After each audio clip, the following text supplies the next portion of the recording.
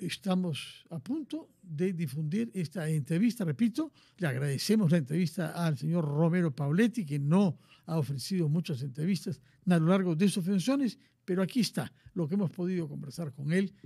En adelante, por favor, con la entrevista. Romero Pauletti, que nos ha recibido en sus oficinas, quiere contarnos algunas experiencias que tiene y explicarnos por qué ha decidido tomar distancia, es decir, tomar una jubilación de la Fundación Romero apenas a los 60 años de edad. Señor Romero, muy buenas tardes, gracias por aceptar esta entrevista. Hola Fernando, muchas gracias más bien a ti por estar acá y por la entrevista. Pero a ver, contestando tu pregunta,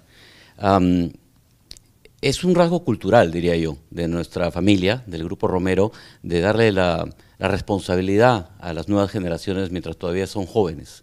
Y siguiendo, digamos, en ese estilo, en esos pasos, es que decidimos, no fue solamente una decisión personal, sino también colegiada con mis primos, de algunos de nosotros salir del directorio. No soy el único que sale, obviamente de repente el más visible, pero salimos algunos de los directores para darle paso a la próxima generación que tome la posta y comience a tomar las responsabilidades del grupo.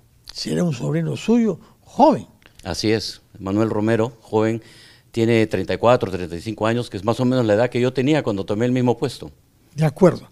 Ahora, usted a lo largo de su responsabilidad en la Fundación Romero se comprometió mucho con la empleabilidad de los jóvenes, de la misma manera que con la educación.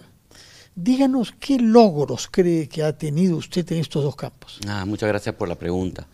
Cuando tomamos la responsabilidad del grupo empresarial en el año 2001, también lo hicimos de la fundación. Y le queríamos imprimir una visión un poco diferente a la fundación.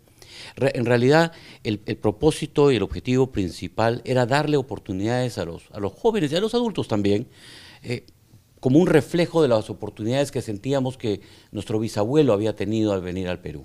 Entonces, y esto estamos hablando a fines del siglo XIX, alguien que viene de Logroño a Piura, me parece, Catacaos, ¿no? Catacaos, y que descubre un negocio con la toquilla. Así es. Para exportar sombreros. Exactamente, exactamente. Sí, él llega en 1888, ¿no? Un joven empresario, muy poco dinero, algo que había podido ahorrar a través de su trabajo previo en Centroamérica, especialmente en Puerto Rico, y descubre esto de los sombreros y le parecieron pues bellísimos, como lo son aún, y abre un pequeño negocio de exportación, de compra y exportación de estos sombreros, que después se conocen no solamente por la exportación, digamos, del Perú, sino principalmente de Ecuador, como los famosos Panama Hats, que se usaban en esa época por todo el mundo. Y de esto, ese es el origen del Grupo Romero, de esta oportunidad y de este pequeño emprendimiento que luego pues se diversifica y invierten en otras cosas. Entonces, como reflejo de eso, es que nosotros también queremos darle las oportunidades a los jóvenes en el Perú. Inicialmente lo habíamos previsto, iniciamos con unos proyectos para darle unos incentivos económicos a los jóvenes que trajeran los mejores proyectos. Hicimos un concurso al respecto, que duró 5 años, que se llamaba Para quitarse el sombrero, justamente siendo el juego de palabras con el tema de los sombreros de paja toquilla. Y en ese periodo hubieron, si mal no recuerdo, 65,000 proyectos que fueron presentados. Entonces fue un proyecto muy interesante, pero nos dimos cuenta que si bien algunos proyectos estaban muy bien planteados, habían otros que no eran tan, digamos, profundos el análisis. Entonces ahí es como iniciamos en el tema de la educación. El primer tema de educación fue cómo presentar un proyecto con todos sus componentes. Ese fue el primer curso que lanzamos. Y eso dio paso a más y más cursos y nos dimos cuenta que la mejor forma de ayudar realmente era en base a la educación, que la educación realmente es la oportunidad que abre puertas. Y lo que deciden es crear un sistema de becas. Al cabo de todos estos años, ¿cuántas becas han ofrecido ustedes? A la fecha son 2 millones de becas, de todo tipo, ¿no? Tenemos becas, digamos, generales, hemos hecho becas para, digamos, en diferentes idiomas, no solamente en español, en quechua, en aymara, ahora en aguayún últimamente, para las personas que se comunican con la mano, con símbolos para los adultos mayores, en fin, para todas las minorías, queremos también darles a ellos la oportunidad. Últimamente, el último proyecto que nos embarcamos este año, el 25, fue de hacer un programa junto con el Ministerio de Educación para dar becas a los docentes, es decir, a los maestros de colegios públicos, ¿no? Que también, si bien tienen un proceso de capacitación, siempre vienen atrasados y no necesariamente en todas las materias que pueden necesitar. Entonces, trabajamos eso con el Ministerio y hemos hecho un programa de capacitación junto con la UPC, que nos ha ayudado en el material, y se está traduciendo en, me parece que son 250.000 becas, de las cuales ya tenemos a la fecha, si no me equivoco, 47.000 maestros ya tomando los cursos en este momento. Cuando ha tenido que coordinar y, digámoslo así, depender del Estado peruano y sus ministerios u otras entidades, ¿cómo lo ha hecho para que el sector privado y el sector público en un país donde todos estamos en guerra contra todos funcione bien? Mire, nosotros encontramos que siempre hay la mejor disposición, tal vez contrario a lo que se piensa. El problema ha sido de que ha habido mucho recambio. Entonces demora llegar digamos, a las personas adecuadas dentro de los ministerios, particularmente el ministro. Siempre, como digo, encontramos buena disposición, pero ha habido muchos cambios dentro de los ministerios que a veces hace difícil la continuidad de los proyectos, ¿no?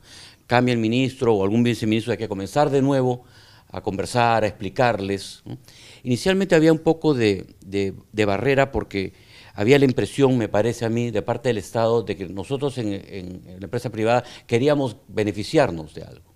Pero creo que eso ya se ha pasado ese paso y entienden que lo que queremos es colaborar con ellos. Por otra parte, usted ha querido acentuar siempre la capacidad del grupo de tener respuestas rápidas ante crisis.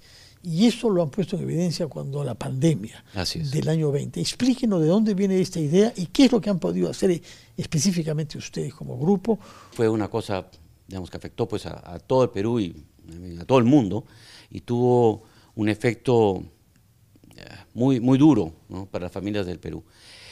Sobre lo que me pregunta, el tema que este otro esfuerzo que hace la Fundación, que nace, digamos, o se fortalece o crece a partir de la pandemia, fue porque en un momento nos piden, no me acuerdo cuál de los ministerios, que lo ayudemos a sacar médicos que se habían contagiado del COVID en diferentes partes del país. Y entonces pusimos a disposición los aviones de ATSA, de la aerolínea privada que forma parte, digamos, de algunos de los miembros de la familia, en realidad, para que vaya a rescatar a estas personas, ¿no? En muchos casos médicos o pacientes con complicaciones médicas que tenían que ser transportados a Lima para atenderse. Y entonces nos dimos cuenta a través de eso, de que lo importante muchas veces en una emergencia, urgencia, una catástrofe, es llegar temprano, ¿no?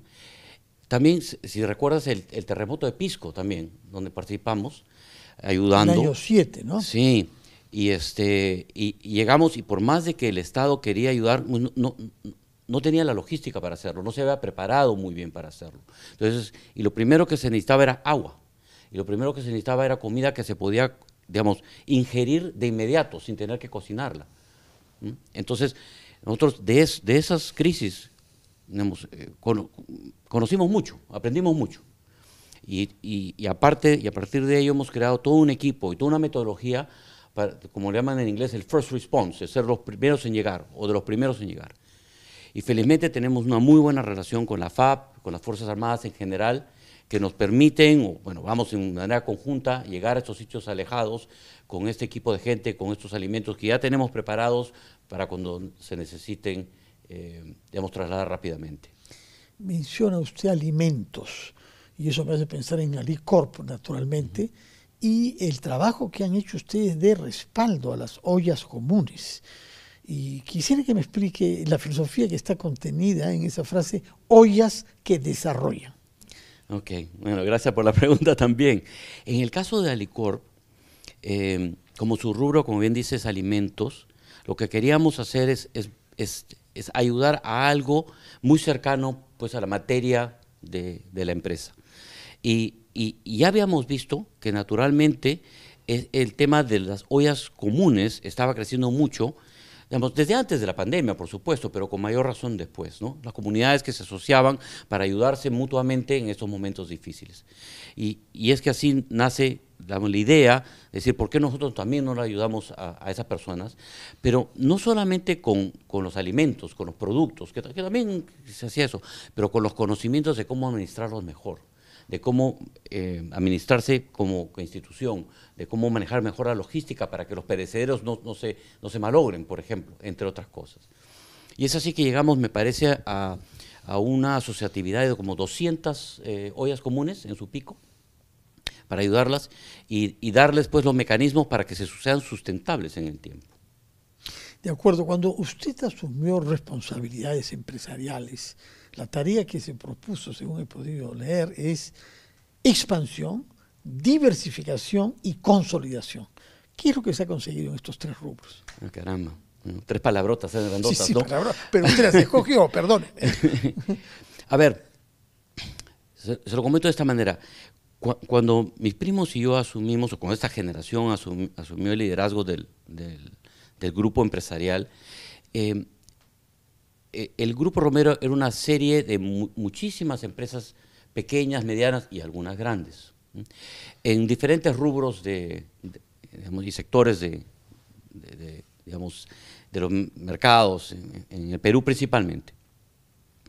Y lo primero que hicimos es ver si tenía sentido tener todas estas empresas. Algunas eran muy pequeñas, no eran rentables, otras por supuesto que sí. Entonces, queríamos inicialmente que las grandes empresas que tuvieran el músculo, conocimiento y la capacidad de traer los mayores talentos sean los brazos con los cuales podríamos extendernos y diversificarnos en el tiempo. Mientras evaluamos si era justificado tener las empresas más pequeñas y se podrían consolidar, etc. Y a la vez explorábamos otros rubros. Entonces, ciertamente ha habido éxitos, pero también hubieron errores de los cuales aprendimos. Quiero transmitir de que no todo en esto fue éxito tras éxito y no todo fue buenas noticias. Hubieron momentos duros, difíciles, hubieron situaciones también de mercado que nos hicieron a nosotros la vida difícil. En esto quiero hacer un paréntesis aquí. Cuando tomamos la posta, fue en el año 2001, no sé si se acuerda, vivíamos una crisis, la crisis denominada China-Rusa. Claro que ¿no? sí. Donde los mercados financieros se cerraron, se hicieron muy difíciles y se cerraron casi particularmente para los países o los mercados emergentes como es el Perú, ¿no? Entonces ha habido momentos duros, momentos de expansión, cuando el Perú crecía 4, 5 y 6% también. Pero en todos esos momentos, para responder a la pregunta, queríamos hacer esas 3 cosas, ¿no? Concentrarnos en las empresas más rentables, que éstas se expandan y diversificar a la familia, tanto de los mercados como de los países. Y ciertamente hicimos intentos, algunos infructuosos, de diversificar a otros países, pero que ahora, en los últimos años, han tenido mejores resultados. Cuando uno lo oye hablar, como ahora me está sucediendo a mí, nota por momentos que hay una pasión de empresario, buscar negocios, corregir, asegurar rentabilidad. Pero por momentos habla como el responsable de una fundación, en donde de lo que se trata no es de hacer negocios, sino de, al revés, utilizar ese dinero ganado para servir, para mejorar nuestro país y de paso mejorar la imagen de los empresarios en el Perú, puesto que este es un país que tiene una actitud a veces sumamente negativa hacia sus empresarios. Si usted ve el número de calles que llevan el nombre de empresarios, 0.01. Por alguna razón, la gente que han construido el tren a la Sierra Central en el siglo XIX, los que han descubierto las cosas que han permitido hacer, no son muy reconocidos. Entonces yo quisiera preguntarle, ¿cómo pasa usted de una actividad de empresario, buscar negocios, aumentar rentabilidad, a la de una fundación que lleva el nombre de su familia y de lo que se trata es de prestar servicios? A ver, hay mucho más claridad en los negocios de cuáles son los instrumentos de medirnos, ¿no? De medir el éxito. ¿Cuál es el éxito de un negocio? Bueno, la rentabilidad, ¿no? El retorno sobre la inversión. En el mundo de la ayuda o la responsabilidad social, creo que hay una serie de atributos que se miran, o características que se miran, pero no son tan únicas y tan fáciles de medir. En nuestro caso, lo que siempre hemos querido hacer es traer un poco de la visión de la empresaria al mundo de la responsabilidad social y de la ayuda.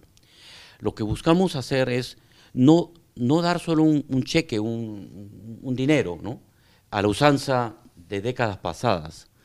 Por lo menos en los últimos 20 años, lo que hemos buscado hacer es cómo hacemos que con un poco de dinero, ciertamente, es que se necesita, pero también usando nuestras ideas y nuestra imaginación, podemos crear soluciones a los problemas, digamos, que tiene el país. Y somos conscientes de que no es que vamos a solucionar el problema para todo el mundo, no tenemos esa capacidad, no tenemos ese alcance, ¿no? Por ejemplo, en el tema de la educación, es mucho más grande de lo que podríamos hacer nosotros, cualquier empresario, digamos, individualmente. Pero muchas veces lo que queremos hacer es una de dos cosas, o mostrar algo como un piloto que se puede replicar y que el mismo Estado lo puede hacer suyo y hacerlo más grande, o se puede hacer también por otros empresarios, o, como es este último caso de lo que vamos a hablar, es de hacer algo conjuntamente con el Estado para que sea, una vez que nosotros desarrollamos un esfuerzo que a partir de ese momento sea de todos, o por lo menos del Estado y de algunos empresarios que quieran seguir ayudando. ¿Por qué nos amplía un poco la información sobre este proyecto de relación con el Estado? Lo venimos trabajando desde hace mucho tiempo, se llama Academia de Oficios.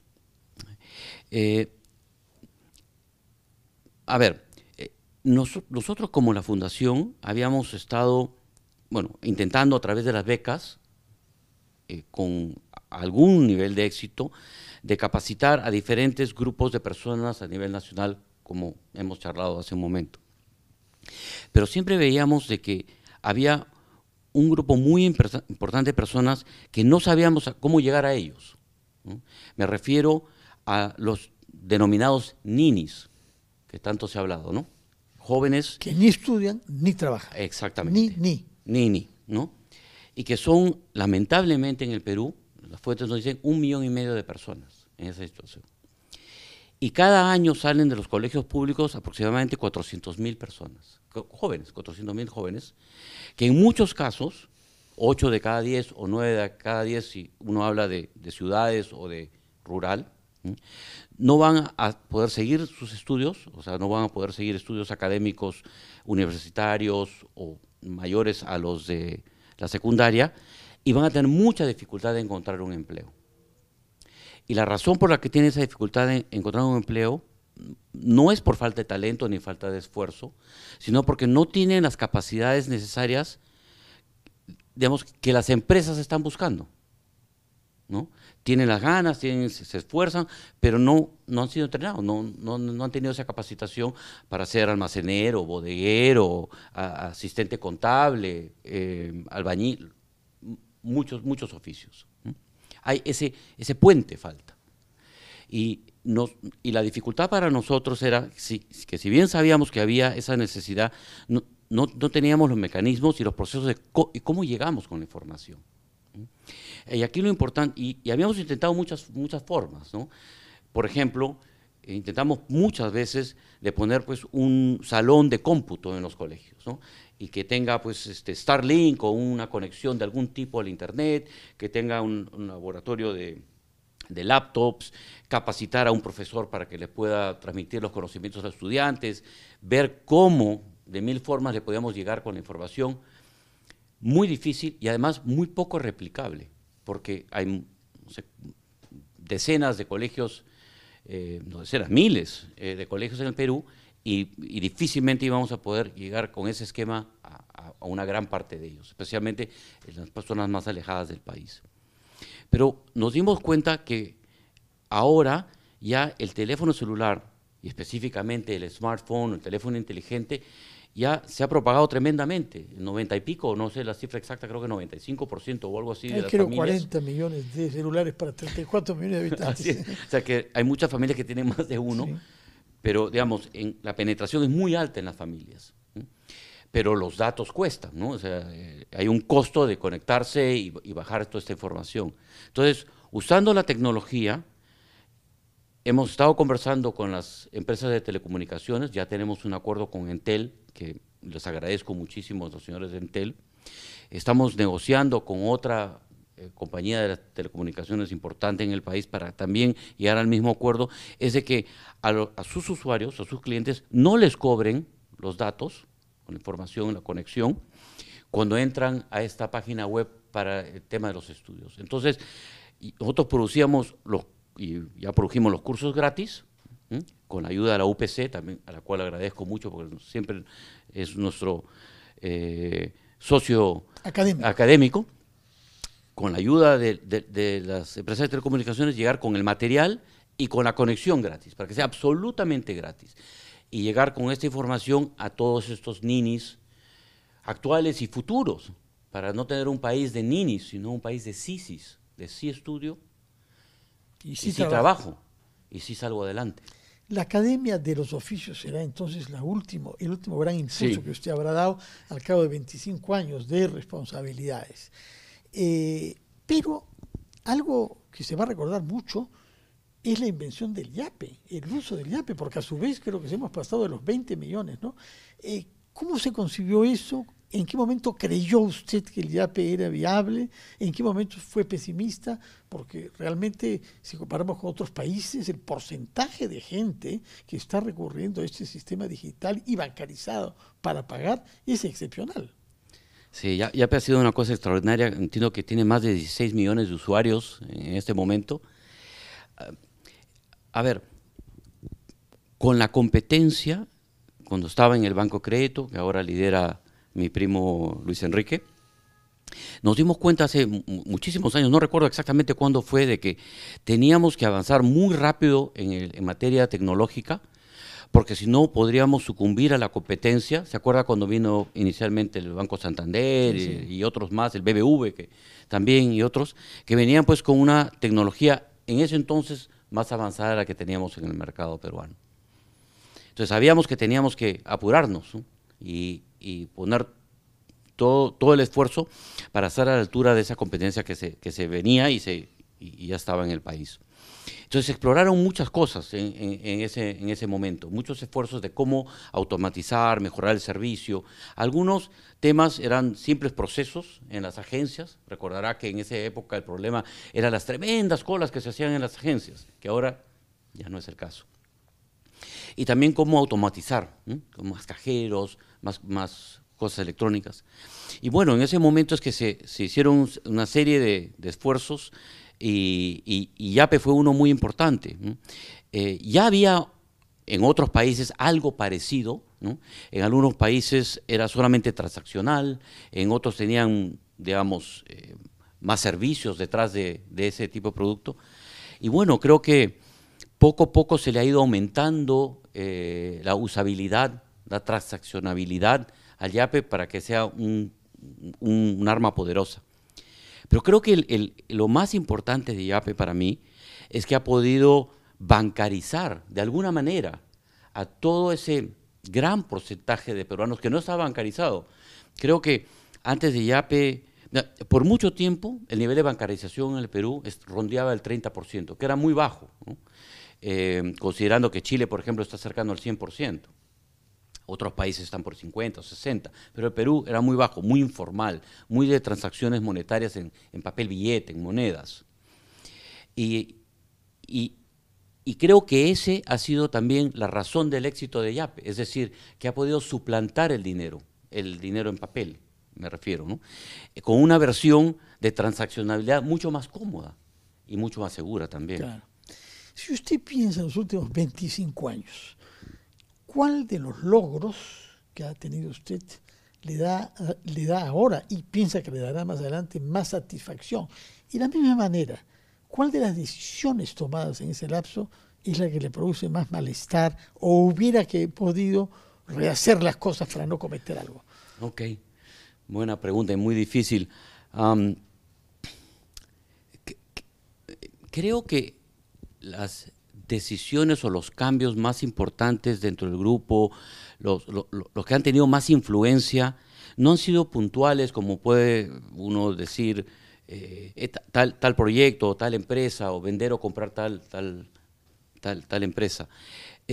Ha sido más qué cambios mentales y culturales se dieron en el tiempo que corrigieron ciertas maneras de ser que no nos funcionaban muy bien y que nos han permitido tener una plataforma que creo que tenemos ahora que nos permite crecer con mayor seguridad y con mayor velocidad también. ¿A qué me refiero con todo esto? Nosotros al inicio, hace 20 y tantos años, nos veíamos, creo yo, y muchos de los directores creo que comparten esta visión, como empresarios, y déjenme explicar la palabra, como personas que se remangaban la camisa, entraban y estaban muy de cerca con los gerentes de las empresas, ahí, digamos, al pie del cañón en las fábricas, y con una conexión, hasta yo diría, emocional con las empresas. No quiero menospreciar eso, pero creo que eso lo que no nos permitía es tener una visión más objetiva de las inversiones, ¿no? Y una capacidad de despegarse cuando era necesario, desinvertir de algunas empresas para tener el capital para poder invertir en otras donde había más potencial. Y en el tiempo hemos, creo, cambiado de visión, aprendido, contratado a las personas que tienen conocimientos diferentes y ampliados a los que nosotros teníamos para que esta visión también sea posible en la práctica. Y ahora nos vemos más como una familia de inversiones, de inversionistas, donde nuestro propósito es ser más objetivo y ver dónde desplazar el capital. Es un cambio mental, un cambio de visión. Eso como logro mental. Y como decisión que ulteriormente ha juzgado como discutible o mala, ¿cuál es la que más cree que le puede doler? No quisiera decir una en particular para no herir las susceptibilidades de algunos que de repente nos escuchen, pero en términos generales… Sí, susceptibilidades, una persona como usted tiene que tomar decisiones. Dentro de mi propia organización. Pero lo que quería decir es que la manera de pensar anterior nos hizo tomar ideas equivocadas, en algunos casos, o cometer errores, porque invertimos en cosas que pensamos que nosotros sabíamos, pero no sabíamos del todo, ¿no? Y esa amplitud para decir, bueno, no es que sé todo, tengo que conseguir otras personas que me apoyen, que tengan esos conocimientos, es muy importante. Y también, me faltó aquí explicar, que lo que cambió a su vez era de separar la toma de decisiones para que no sea el mismo que promovía la iniciativa el que fuera parte del proceso de decisión de si ir o no ir en esa inversión. Entonces ahora tenemos un sistema en que los gerentes pueden promover una iniciativa, pero tenemos una segunda instancia que la analiza y la propone también al directorio. Entonces tenemos un doble chequeo, digamos. De acuerdo. Pregunta final. Usted ha siempre insistido en el optimismo por el Perú. ¿Cómo es que este optimismo vence a los datos que vemos? Hay más criminalidad que nunca, hay más corrupción quizá que nunca, más dispersión política que nunca, y nuestros jóvenes reciben, pese a los esfuerzos que algunos hacen como la Fundación, muy mal ejemplo cuando ve esta cantidad de presidentes de la República presos. Difícil comentarles, pero creo que comienzo diciendo una de las cosas que recuerdo que me dijo mi papá cuando recién comencé a trabajar. Y no tanto cuando recién comencé a trabajar, sino cuando veíamos que el país crecía a tasas importantes de 4, 5, 6%.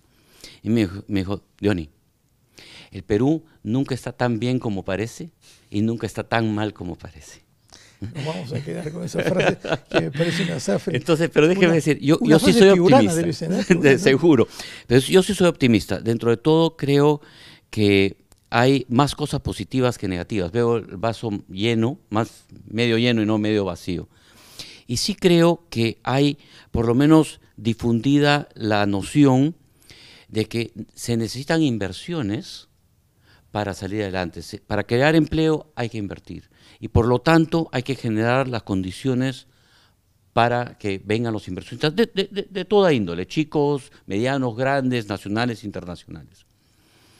Ahora lo que creo que nos falta es volver a tener un mejor control sobre los ingresos que recibe el Estado en base a esas inversiones que se llaman impuestos, para un mejor uso de esos impuestos, principalmente dirigirlos más a obra de infraestructura que necesitamos tanto, ¿no? De toda índole, y no tanto al gasto corriente. Ojalá. Y para pensar en el futuro de corto plazo, si el próximo año, a estas alturas, quisiéramos invitarlo para conocer un poco cómo le ha ido en su primer año como joven jubilado, ¿a dónde tendremos que buscarlo? Bueno, yo voy a ser un jubilado del Grupo Romero, digamos, ya no voy a ser un empleado, como soy hoy, del Grupo Romero, voy a ser ahora sí un emprendedor, ¿no? Estoy estudiando algunos proyectos para ver si emprendo alguno con mis hijos. Financiero, industrial, agrícola. Lo más probable, el proyecto que más me está gustando por obvias razones está vinculado a la educación, justamente. Sospechamos. Bueno, nos dirá dónde podemos buscarlo en diciembre Por del supuesto. año 26, pasadas las elecciones y las turbulencias, para que nos diga cómo ha vivido su primer año como joven jubilado del Grupo Romero. Muchas gracias, Fernando. Muchas gracias por recibirnos acá, señor Dionisio Romero Paoletti, y que tenga usted un feliz fin de año. Muchas gracias. Feliz Navidad y un buen año 26. Ha sido nuestra conversación con Dionisio Romero Paoletti, quien deja sus funciones por decisión propia a los 60 años a fin de este año y que pasará a actividades empresariales con sus hijos, nos ha adelantado, sin que haya definido por ahora cuál será la prioridad. Gracias.